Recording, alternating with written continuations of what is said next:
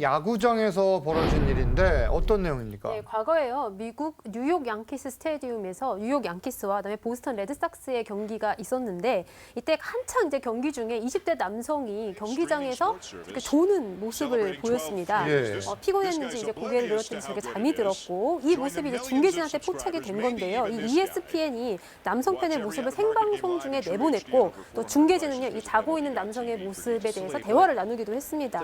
이제 이후에 이 영상이 이 MLB 홈페이지에 게시가 됐고요. 인터넷을 통해 이제 확산이 되게 됐는데 이 남성 팬은 점점 이제 조롱거리가 되니까 굉장히 좀 크게 화가 났고 그래서 이 방송사 ESPN과 메이저리그 측 그리고 또 뉴욕 양키스를 상대로 소송을 제기했습니다. 백 변호사님, 네. 야구 굉장히 좋아하시잖아요. 네. 야구 중계도 또 많이 보시는 걸로 아는데 중계진이 이런 식으로 이 관객들 얘기하는 경우들이 있습니까? 많아요. 많다. 그러니까 예를 들어서 관객들이 이제 좀 맥주를 좀 많이 마시면 어유 저 네 분이서 지금 맥주를 몇 캔 마신 거예요? 이런 얘기도 예. 합니다. 왜냐하면 그것도 야구장 안에 있는 풍경의 일환이기 때문에 그냥 야구장의 생생한 상황을 알려주는 건데 근데 저도 좀 이해가 안 가는 게 우리나라 잠실 야구장만 해도 한 23,000석 꽉 차면요. 예. 참 못 잡니다. 참 못 잔다. 1초도 못 자요. 제가 보기에 예. 너무 시끄러워서.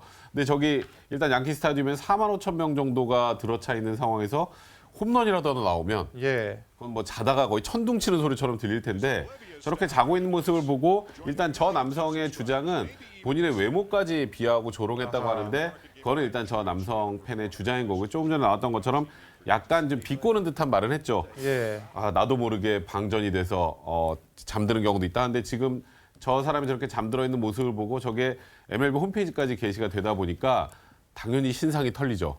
신상이 공개될 수 털리면서 있죠. 예. 이제 온라인상에서 나는 멍청하고 뚱뚱한 사람으로 통하고 말았다. 그래서 나는 정신적인 충격을 굉장히 많이 받았고 우울증까지 앓고 있다 이렇게 주장을 하게 됩니다. 이런 표현들 사실 당사자에게 뭐 당연히 상처가 되는 거 아닙니까? 그러니까 악플 중에는 굉장히 뼈 아프게 상처를 입힌 만한 것들이 좀 다수 있었던 것으로 예. 보이고요. 실제로 우울증을 호소하고 있고 내가 어리석고 뚱뚱한 사람이다. 이런 악플을 일반인들이 받으면 당연히 정신적인 고통이 따릅니다. 이런 고통을 호소하면서 소송을 제기를 합니다. 자, 이게 지금 중계를 한 방송국 그리고 영상을 편집해 올린 메이저리그 측을 상대로 소송을 제기했는데 이게 지금 뉴욕 양키즈에게도 책임이 있다고 주장을 했어요. 저도 이 부분이 제일 이해가 안 되는데 일단 뭐 승소 패소 여부를 떠나서 자기가 이런 피해를 받았으면 이거를 중계한 중계진 그다음에 말 그대로 방송국 그다음에 MLB에 올렸으면 뭐 인터넷 매체 같은 데 문제 제기하는 건 이해가 되는데 왜 양키스에게 그랬을까?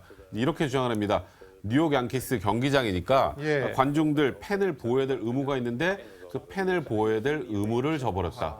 근데 양키스 측에서 저기 나오고 있는 걸 어떻게 알기도 좀 힘들었을 텐데 양키스를 상대로도 소송을 제기하게 됩니다. 뭔가 양키즈의 사후 팬에 대한 조치가 미흡했다 이런 주장을 한 것 같은데 이후에 그러면 결과는 어떻게 됐습니까? 남성 팬의 소송은 기각됐습니다. 기각됐다. 네, 판사는요, 이 방송 진행자가 비유적으로 좀 과장된 발언을 했다고 하더라도 이것이 소송감은 아니라라고 판단을 했고요. 이 남성에게 쏟아진 악플을 해설자의 탓으로 돌리기에도 좀 무리가 있다라고 본 것입니다.